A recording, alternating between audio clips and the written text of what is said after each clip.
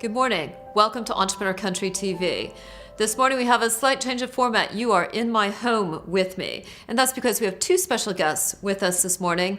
But one of them is the founder, CEO of The Longest Stay, Sherry Roberts. Now you'll remember her briefly from the Thanksgiving edition, but she's here to talk about her life as an entrepreneur, her journey, and The Longest Stay, which has designed my living room.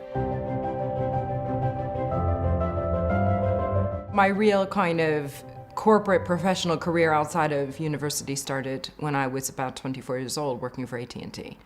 And then I started my telecom career really for about 15 solid years. I went from being in sales AT&T, then I worked in Germany for AT&T's sister company called Management Arcor. And then from Management, I went to London and I worked for a company called Bertelsmann Media Group. And they had a subsidiary called Lycos Europe. And I helped launch the Lycos UK mobile division, which was the first free SMS service on the internet, if anyone remembers that. And then we started doing the first revenue share deals with companies like Orange, and it was a really exciting time. And then from that point, I then jumped and worked for Symbian, which was a pure mobile operating system, because I had a bit of the tech side from working at Lycos. And I worked in that field for about 5.5, 6 years.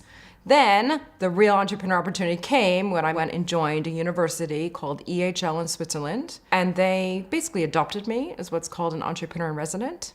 And they said, "We think you're going to come up with something big."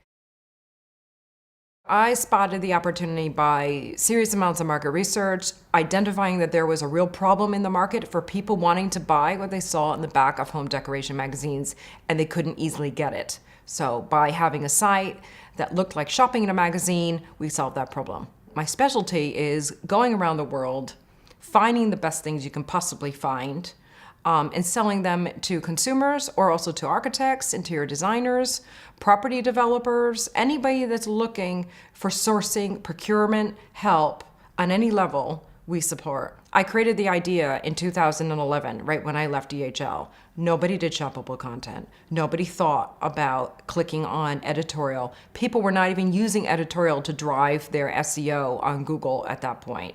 So it was part of the technology background that I have that was enabling me to see, oh, shoppable content is the next big thing, and I want to be on that. There are many, many content businesses out there that don't want to do retail, but they want to leverage their content by supporting a large media company that has content and they want to make it shoppable.